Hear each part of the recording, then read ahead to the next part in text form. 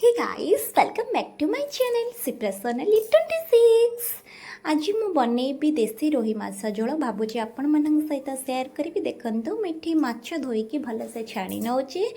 तो छणा जो पानी छाणिकी मोटे कंसा नहीं किसी लुण हलदी गोलैकी मुझे भलसे बेल करी कि समय रखी नेबी। देखो मुझे रखी कि समय मेल्ट करा छाड़देवी। देखो मोर मेल्ट होगा मुझे किसी कड़े सोरिष तेल जेहेतु तरकारी करी सोरिष तेल बसईकी माछ गुराक फ्राए करेबी। माछटा फ्राए कला बेले टिके कड़ा कर फ्राए करेंगे जहाद्वारा तरकारी से भांगीबनी आउ टेस्ट भी बढ़िया आसो। देखो मोर ये माछ भजा हो गला।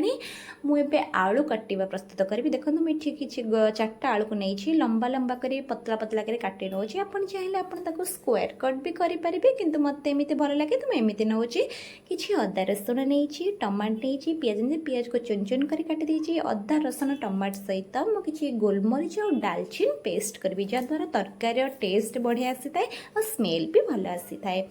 तो कड़े मुझे तेल गरम करी मुझे खड़ा मसला देदेवी जमी डालचीन इलायची लौंग देकी पियाज देकी भलसे भाजी नेबी। देखो मोर ये पियाज हल्का गोल्डन ब्राउन हो गलापर मो जो बटा मसलाटा थिला मुझेटा को देकी भलसे कषि नेबी।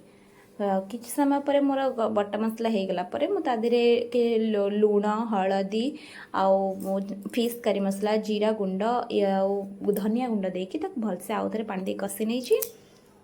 तो मोर कषा हो जो भाजिकी रखि आलू सेटा मुझे दूची कषापा।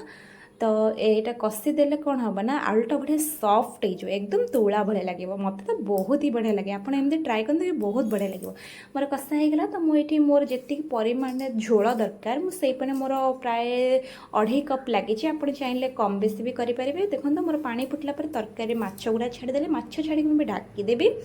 देखो मोर माछ होना फुटी आसला तो मुझे किसी धनिया पत्र दे सर्व करी गरम गरम देसी रोही माछ झोल किए खाइबा। जदि मोर यही छोटिया भिडियोटी आपको भल लगी मोर चैनल को लाइक शेयर सब्सक्राइब करें। रोचे जय जगन्नाथ राधे कृष्ण।